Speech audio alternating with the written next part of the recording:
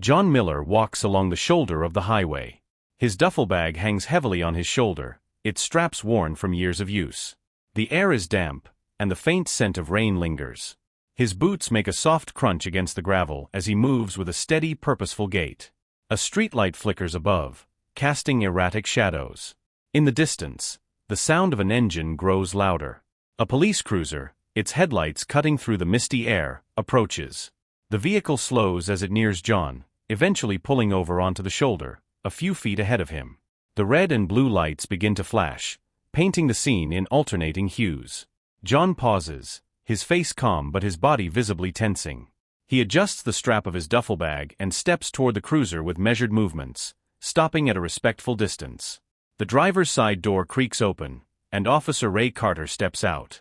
His boots hit the wet pavement with an audible thud. "Evening, sir. Mind telling me what you're doing out here this late?" Carter says curtly. "Just heading home, officer. My car broke down a few miles back. Figured I'd walk the rest of the way," John replies calmly. Carter's eyes narrow as he scans John from head to toe. His gaze lingers on the duffel bag. "That so? Where exactly is home?" "About 3 miles up. Apartment complex near the corner of Main and 12th, John nods down the road. Carter steps closer, his hand resting lightly on his holstered gun. John notices the motion but doesn't react. "Mind if I see some ID?" Carter asks. "Of course, officer." "Just grabbing my wallet," John says, reaching slowly into his pocket. He retrieves his wallet and hands over his driver's license. Carter takes it, his expression unreadable as he examines the card under the beam of his flashlight. The silence stretches uncomfortably. "John Miller, huh? What's in the bag?" "Tools, mostly. I'm a mechanic." "Been working late," John replies, keeping his tone steady. Carter's suspicion deepens. He steps closer to the bag, his flashlight now pointed directly at it. "Mind if I take a look inside?" "With all due respect, officer, is there a reason for this?" "I'm just trying to get home," John asks evenly. Carter's jaw tightens. The faintest hint of a sneer crosses his face. "Reason? How about the fact that you're out here alone, carrying a bag, and walking along a highway in the middle of the night? That enough reason for you?" John's grip on the bag tightens briefly, but he releases it just as quickly. He sets the bag down at his feet and steps back, raising his hand slightly in a gesture of compliance. "Go ahead." "It's just tools," John says. Carter unzips the bag with deliberate slowness, his flashlight sweeping over its contents. Inside are various wrenches, screwdrivers, and other tools, neatly organized. He rifles through it briefly, then zips it back up. "Looks clean. But you'll understand if I need to run a quick check," Carter says. "A check?" John asks. "Your record." "Stay where you are," Carter responds. Carter walks back to his cruiser, radioing in John's information. John remains where he is, his posture relaxed but his eyes alert, tracking Carter's movements. The faint murmur of Carter's radio is the only sound. Minutes pass. Carter returns, his expression unreadable but with a hint of something darker in his eyes. "You're a Marine?" "Yes, sir. Served 20 years. Discharged a few years back," John nods. "Figures. But you think that makes you special, huh?" Carter smirks. John's eyes narrow slightly, but he keeps his tone measured. "No, sir. Just a man trying to get home." "Well, let me tell you something, Mr. Marine. Around here, it doesn't matter who you used to be. What matters is what you're doing now. And right now, you're looking real suspicious," Carter says, stepping closer. The tension between them thickens. Carter's posture becomes more aggressive, his hand once again drifting toward his gun. John remains still, his eyes steady. "I'm not looking for trouble, officer. Just trying to get home. If you're done here, I'd like to be on my way," John says calmly. Carter stares at him for a long moment, his jaw working. Then, with a sharp exhale, he steps back. "Get moving. And stay off the main road. I see you again tonight. We'll have a different conversation," Carter warns. John nods once, picks up his bag, and begins walking down the road. Carter watches him for a moment before returning to his cruiser.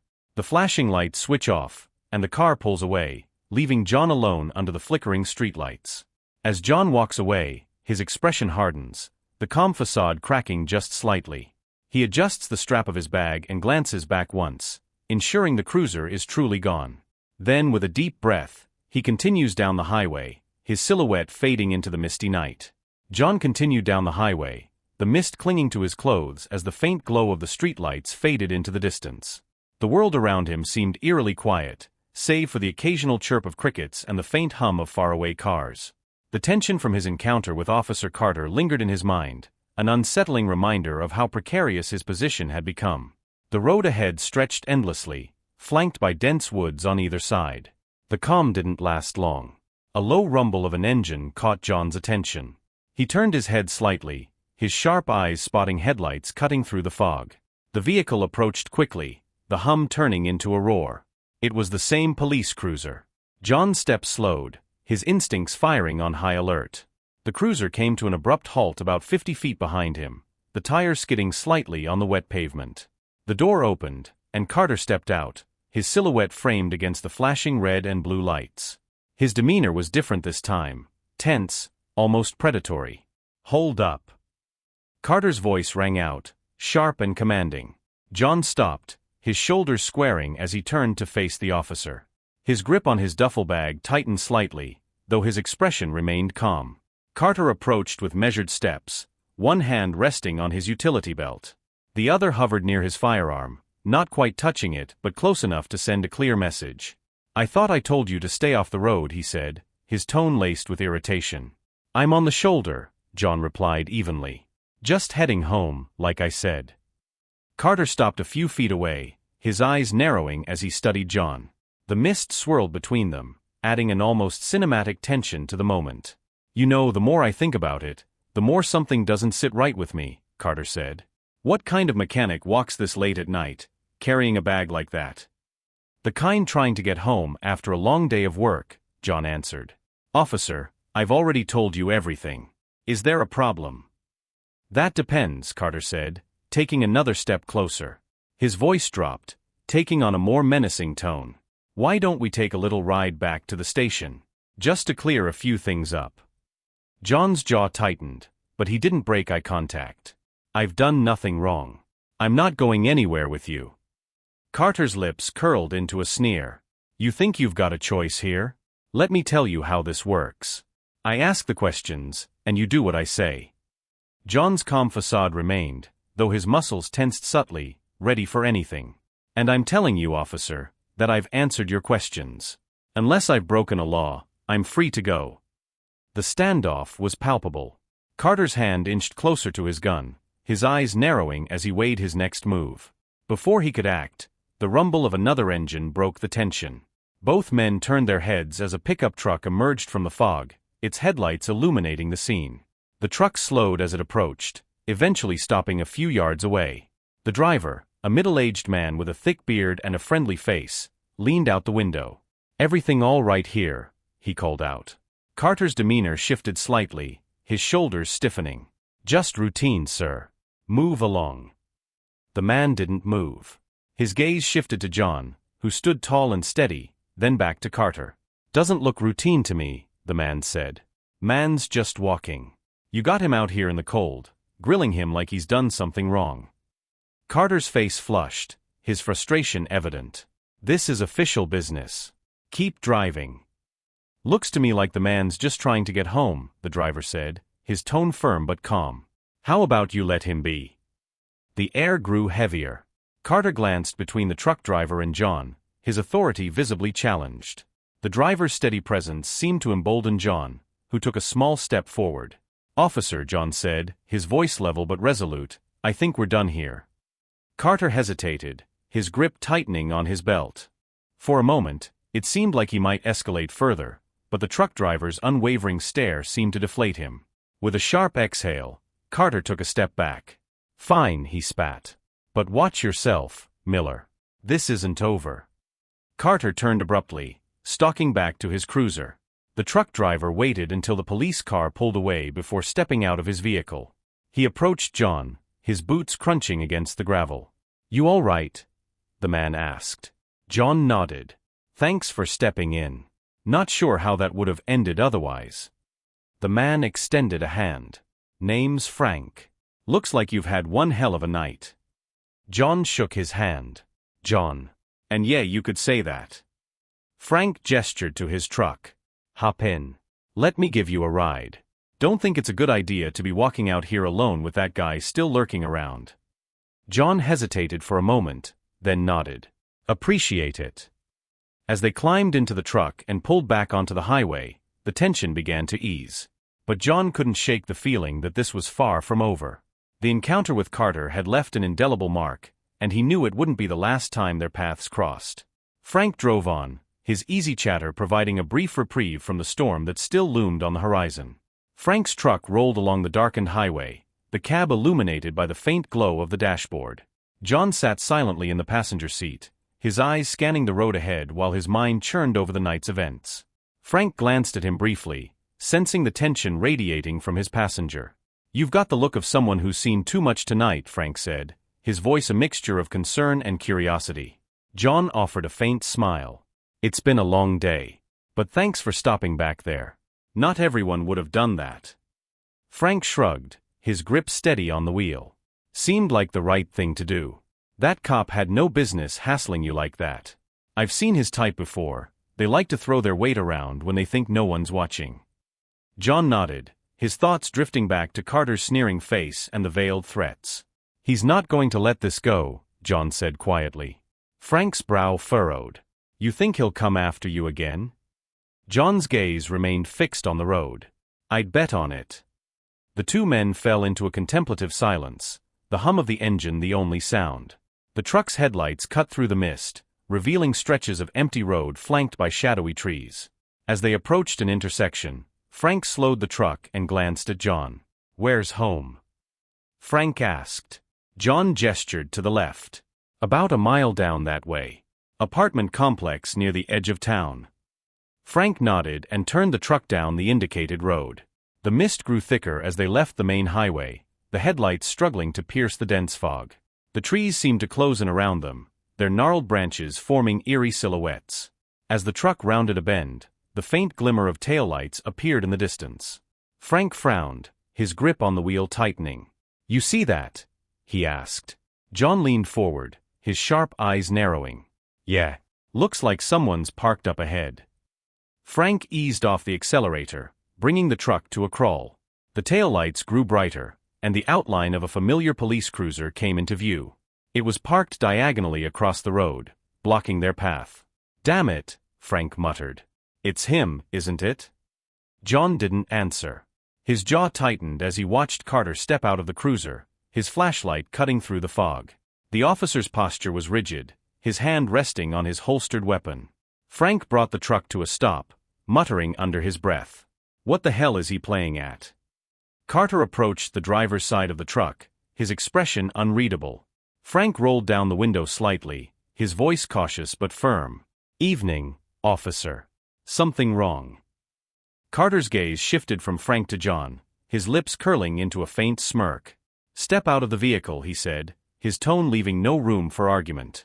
Frank's eyes darted to John, who gave a slight nod. It's fine, John said. Let's see what he wants. Both men exited the truck, the cool night air wrapping around them like a damp blanket. Carter's flashlight beam swept over them, lingering on John. You've had a busy night, Carter said, his voice dripping with mockery. Seems like trouble follows you wherever you go. John stood tall, his face calm but his eyes sharp. I'm just trying to get home. You're the one making this difficult. Carter took a step closer, his hand hovering near his gun. You think you can talk to me like that? He hissed. You're nothing but a... Enough, Frank interrupted, his voice rising. He hasn't done anything wrong. You're harassing him. Carter's eyes flicked to Frank, his expression hardening. Stay out of this, he barked. This doesn't concern you. Frank stepped forward, his fists clenched. It does when you're abusing your badge to bully someone. The tension crackled like static electricity. Carter's face twisted with anger as he reached for his radio. You want to play hero? Fine. Let's see how you like spending the night in a cell. Before he could call it in, the sound of another engine echoed through the fog. All three men turned as a pair of headlights appeared, followed by the sleek silhouette of an unmarked car. The vehicle came to a stop, and a man in a crisp suit stepped out. His presence immediately commanded attention. "What's going on here?" the man asked, his tone authoritative. Carter stiffened, his hand dropping from his radio. "Just handling a situation, sir," he said quickly. The man's sharp eyes swept over the scene, lingering on John and Frank before settling on Carter. "It looks to me like you're overstepping your bounds, officer," he said coldly. "Care to explain why you're blocking the road and detaining civilians without cause?" Carter's mouth opened and closed, but no words came out. The man in the suit turned to John, his expression softening slightly. "Are you all right?" John nodded. "I'm fine. Just trying to get home." The man extended a hand. "Special Agent Harris, FBI. Looks like you've had quite the night." John shook his hand, feeling the tension in his shoulders begin to ease. Harris turned back to Carter, his demeanor icy. "We'll be having a conversation about this," he said. "But for now, I suggest you stand down." Carter's face turned a deep shade of red, but he nodded reluctantly. "Yes, sir." Harris gestured to John and Frank. "You two are free to go. I'll make sure this doesn't happen again." Frank nodded, tipping his hat. "Appreciate it, Agent." As they climbed back into the truck and drove away, John glanced back to see Carter standing rigidly by his cruiser, Harris speaking to him in low, firm tones. The sense of relief was palpable, but John knew this wasn't the end. Carter's hatred wouldn't dissipate overnight, and John had no illusions about the challenges ahead. Frank broke the silence. "You've got someone watching out for you tonight," he said. John nodded, his gaze fixed on the road ahead. "Let's hope it's enough." The truck disappeared into the fog, leaving the darkened road and its lingering shadows behind. But for John, the fight wasn't over. It was just beginning. The night deepened, and the air grew colder as Frank's truck navigated the winding streets toward the outskirts of town. The mist had thickened, clinging to the windows and obscuring the view. Inside the cab, the silence was heavy, interrupted only by the hum of the engine and the occasional squeak of the windshield wipers. John's gaze remained fixed on the road ahead, but his mind churned with unease. "Something's not right," John finally said, breaking the silence. Frank glanced at him, his expression concerned. "What do you mean?" John shook his head, his instincts honed from years of military service refusing to settle. "Carter. That's not the kind of guy who lets things go. He'll come back, and when he does, it won't just be to talk." Frank tightened his grip on the steering wheel. "You think he'll go that far? I mean, after that FBI agent stepped in, you'd think he'd back off." "Men like him don't back off. They double down," John replied grimly. "He's got something to prove now, and he's not going to let someone like me make him look weak." Frank sighed, his face clouded with worry. "Well, you're not alone in this. If he shows up again, we'll deal with it." John appreciated the sentiment, but he knew better than to rely on hope. He'd seen men like Carter before, dangerous, unpredictable, and unwilling to let go of a grudge. As the truck turned onto the narrow road leading to John's apartment complex, the unease in his chest only grew. The complex came into view, a modest cluster of two-story buildings surrounded by dimly lit parking lots. Most of the units were dark, their occupants long since retired for the night. Frank pulled into a parking space near John's building and cut the engine. "Here we are," Frank said, turning to face John. "You need anything, you let me know. I'm not far from here." John nodded. "Thanks, Frank. For everything." Frank offered a small smile. "Take care of yourself, John. And keep an eye out." John stepped out of the truck, his boots crunching against the gravel. He watched as Frank's taillights disappeared into the mist before turning toward his building. The familiar creak of the stairs greeted him as he climbed to the second floor. He unlocked the door to his apartment and stepped inside, flipping on the light. The space was small but tidy, decorated with sparse furnishings that spoke to a life of practicality. A framed photo of John in uniform with his fellow Marines hung on the wall, a reminder of a life he had left behind but carried with him every day. He set his duffel bag down by the couch and sank into the worn cushions, exhaling deeply. The quiet was short-lived. A faint sound outside drew John's attention, a car engine idling nearby. His body tensed as he rose from the couch and moved to the window. Pulling the curtain aside slightly, he peered into the parking lot below. A familiar police cruiser sat parked near the edge of the lot, its headlights off but its engine running. John's heart sank. Carter wasn't done. Moving quickly, John retrieved his phone and dialed Frank. The line rang twice before Frank answered. "John? What's up?" "He's here," John said quietly. "Carter. He's sitting in the lot." There was a pause on the other end. "You sure it's him?" "I'm sure," John replied. "I've got a bad feeling about this." Frank's voice hardened. "Stay inside. I'll be there in 10 minutes. John hung up and set the phone down, his mind racing. He knew Carter wouldn't wait for Frank to arrive. Men like him thrived on intimidation, and the longer he stayed in that lot, the more emboldened he'd become. A knock at the door shattered the silence. John froze, his pulse quickening. The knock came again, louder this time. "Open up, Miller," Carter's voice called from the other side. "We need to talk." John's jaw clenched. He moved to the door and peered through the peephole. Carter stood there, his face shadowed but his posture unmistakably aggressive. "Not a good time, officer," John said through the door. "Open the damn door," Carter snapped. "You think you can just walk away from me? We're not done here." John took a deep breath, his hand resting on the doorknob. He knew opening the door was a risk, but leaving Carter out there wasn't an option either. Slowly, he unlocked the door and opened it just enough to see Carter's face. "What do you want?" John asked, his voice steady. Carter stepped closer, his eyes gleaming with malice. "I want you to understand something. People like you don't get to make me look bad. You don't get to walk away like you're better than me." John's expression didn't waver. "You need to leave. Now." Carter's lips curled into a sneer. "Or what? You gonna call your FBI buddy? Go ahead. See how far that gets you." Before John could respond, the sound of tires screeching to a halt filled the air. Both men turned to see Frank's truck pull into the lot, the headlights cutting through the mist. Frank stepped out, his expression a mixture of anger and resolve. "What the hell are you doing here?" Frank demanded as he approached. Carter straightened, his hand drifting toward his holster. "This doesn't concern you, old man. Walk away." Frank stopped a few feet from the two men, his stance unyielding. "It does concern me when you're harassing someone for no reason. You've got no authority here." Carter's hand rested on his gun, his knuckles white. "You're making a mistake." "No you are," Frank shot back. "Leave. Now." The standoff was electric, the tension suffocating. John's mind raced, calculating every possible outcome. Before anyone could act, a new set of headlights appeared, followed by the wail of sirens. 2 patrol cars pulled into the lot, their lights flashing. A senior officer stepped out, his expression stern. "What's going on here?" he demanded, his voice cutting through the tension. Carter stiffened, his face pale. "Nothing, sir. Just following up on a..." "Save it," the senior officer snapped.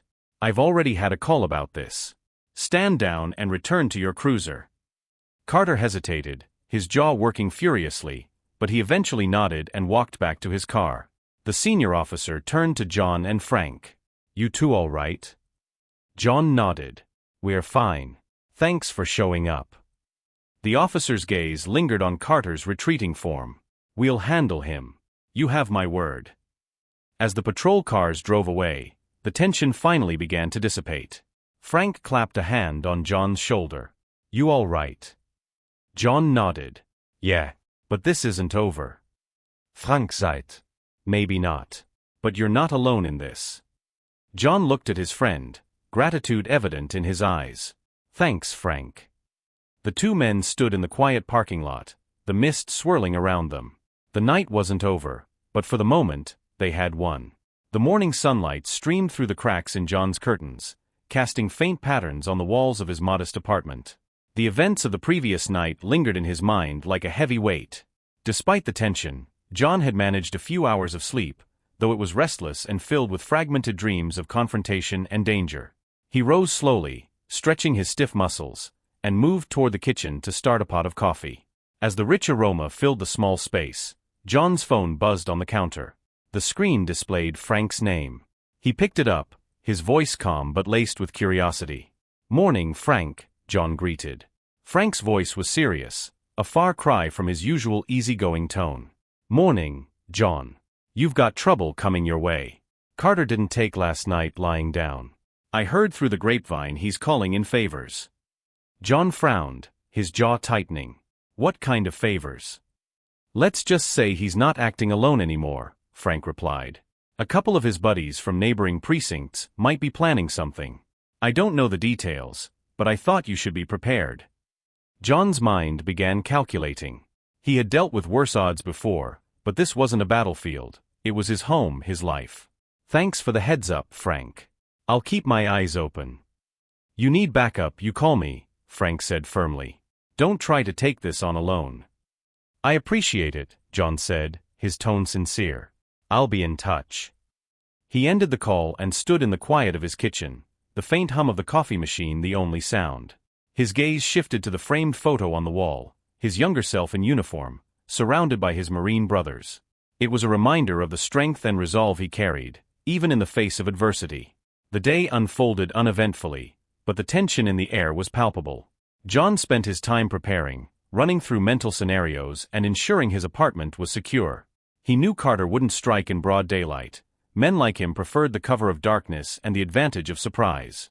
Night fell, and the city quieted. John sat by the window, his eyes scanning the dimly lit parking lot below. He had turned off the apartment lights, relying on the faint glow from the street lamps to keep watch. Hours passed, and the unease in his chest grew heavier. Then, just past midnight, the unmistakable sound of tires crunching on gravel reached his ears. He leaned forward, his sharp eyes narrowing as he spotted two unmarked cars pulling into the lot. 4 men emerged, their movements calculated and deliberate. Carter was among them, his presence unmistakable even in the dim light. John's breath slowed, his mind sharpening. He had expected this, but hoped it wouldn't come to pass. He grabbed his phone and dialed Frank. "They're here," John said quietly. "I'm on my way," Frank replied without hesitation. "Stay inside. Don't let them bait you." John ended the call and set the phone down, his focus shifting back to the men below. They were moving toward his building, their postures tense, their intentions clear. Carter led the way, his hand resting on his hip where his gun was holstered. John's training kicked in. He moved silently through the apartment, ensuring all doors and windows were locked. He grabbed a flashlight and positioned himself near the entryway, his body poised and ready. The knock came, sharp and commanding. "Mila, open up." Carter's voice called out, filled with false authority. John remained silent, his heart steady but his mind racing. The knock came again, louder this time. "We know you're in there," Carter said, his tone turning darker. "Don't make this harder than it has to be." John finally spoke, his voice calm but firm. "You've got no business here, Carter. Walk away." Laughter echoed from the other side of the door. "You think you're calling the shots?" Carter sneered. "We're not leaving until we've had a little chat." John's grip on the flashlight tightened. He knew the door wouldn't hold if they decided to force their way in. His mind raced through his options, calculating the best course of action. Suddenly, a faint sound reached his ears, the distant wail of sirens growing louder. Carter's voice faltered. "Damn it," he muttered. "Let's move." The sound of hurried footsteps retreated, and John moved to the window just in time to see the unmarked cars speeding out of the lot. Moments later, Frank's truck and 2 patrol cars arrived, their lights cutting through the darkness. Frank was the first to reach John's door. "You all right?" he asked, his eyes scanning the hallway. John nodded, his body finally relaxing. They were here. 4 of them, including Carter. They didn't get far. The senior officer from the previous night stepped forward, his expression serious. "We'll track them down. This has gone far enough." John met his gaze. "Thank you. But be careful. These men aren't afraid to cross the line." The officer nodded. "Neither are we when it comes to justice." As the officers moved to pursue Carter and his accomplices, John stood with Frank in the quiet hallway. The tension had eased, but the fight wasn't over. John knew this was only the beginning of a larger battle, one that would test his resolve and determination. But he also knew he wasn't alone, and that made all the difference. The sunrise crept over the horizon, casting a golden hue over the town. John sat at his small kitchen table, a cup of coffee steaming in his hands. The night's events replayed in his mind, each detail etched into his memory. Despite the calm of the morning, he knew the storm was far from over. Carter and his men had made their intentions clear, and John wasn't naive enough to think they would stop after last night's retreat. A soft knock at the door broke his thoughts. He rose cautiously, peering through the peephole before opening it. Frank stood on the other side, his face weary but resolute. "Morning," Frank said, stepping inside. "You look like you didn't get much sleep."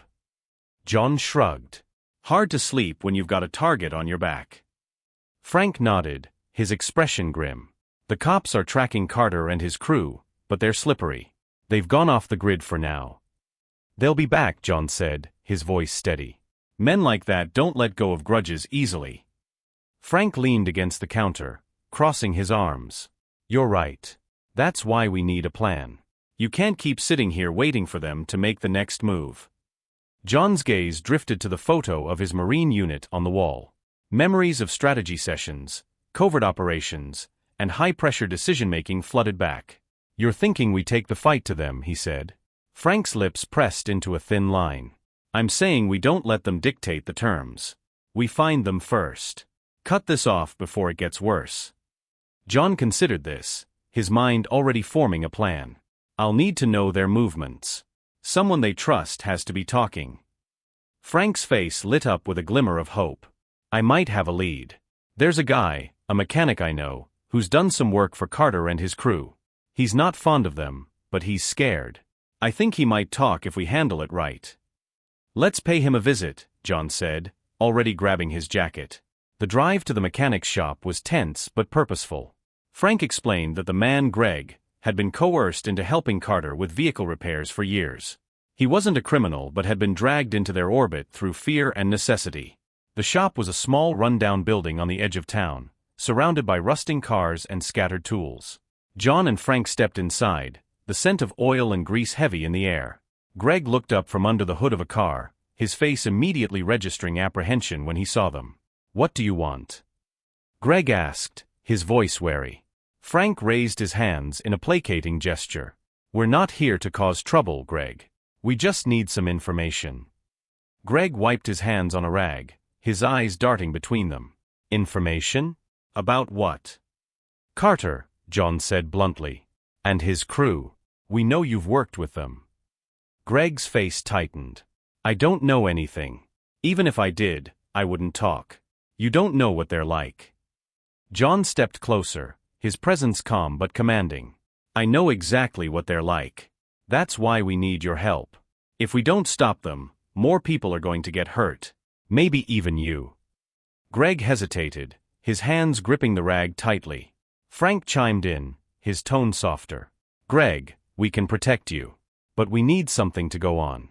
Where are they hiding? What's their next move?" Greg exhaled shakily, his resolve cracking. "All right. I've heard them talking about a warehouse on the outskirts of town. They've been using it as a base for months. That's where they keep their gear, meet up, plan things." John nodded. "That's a start. Thank you." "You didn't hear it from me," Greg added quickly. "If they find out I talked." "They won't," Frank assured him. "Stay low. We'll handle it from here." Back in the truck, John and Frank discussed their approach. The warehouse would likely be heavily guarded, and a direct confrontation could be dangerous. They needed to gather intel and strike strategically. By the time they reached the outskirts of town, the sun had dipped below the horizon, casting the area in shadow. The warehouse loomed ahead, its windows glowing faintly from interior lights. John and Frank parked a safe distance away and approached on foot, keeping to the shadows. They observed from a concealed position, noting the movements of guards and the placement of cameras. Carter's crew was clearly preparing for something. Boxes were being loaded into vehicles, and men moved with a sense of urgency. "They're gearing up for something big," Frank whispered. "We need to know what," John replied. "Let's get closer." They moved carefully, using the cover of darkness to approach the building. John's military training came to the forefront as he guided Frank through the safest routes. They reached a side entrance and found it unlocked. Inside, the warehouse was a maze of crates, vehicles, and equipment. Voices echoed from a nearby room. John signaled for Frank to stay back as he crept closer. Peering through a crack in the door, he saw Carter and two of his men poring over a map spread out on a table. "We'll hit them tomorrow night," Carter was saying, his finger tracing a route on the map. "Quick and clean. They won't know what hit them." One of the men nodded. "And Miller?" Carter's face darkened. "He's mine. No one touches him but me." John pulled back, his mind racing. He signaled for Frank to follow him, and they retreated to their truck. Once inside, John explained what he had heard. "They're planning something for tomorrow night," John said. "We need to stop them before they make their move." Frank nodded. "We'll need backup. The cops won't move on just hearsay, but if we can get proof." John's eyes hardened with determination. "Then we get proof. Tonight." The two men returned to the warehouse, this time with a small recording device. They carefully navigated back to the room where Carter and his men were meeting. From their concealed position, they captured the conversation, including Carter's detailed plans and threats against John. With the recording secured, they made their way out undetected and contacted the senior officer who had intervened previously. By dawn, a raid on the warehouse was in motion. The operation unfolded swiftly. Police vehicles surrounded the building, their lights cutting through the early morning fog. Officers moved in with precision, arresting Carter and his men before they could react. The evidence collected was damning, leaving no room for escape. John and Frank watched from a distance as the scene unfolded. Relief washed over them as Carter was led away in handcuffs, his face a mask of fury and defeat. "It's over," Frank said, his voice tinged with exhaustion. John nodded, his gaze steady. "For now. But men like him have a way of leaving scars." Frank placed a hand on John's shoulder. "Scars heal. And you've got people watching your back." As the sun rose higher, illuminating the town, John felt a sense of closure. The fight had been hard, but justice had prevailed. He knew the road ahead wouldn't be easy, but he was ready to face whatever came next, armed with resolve and the support of those who stood by his side.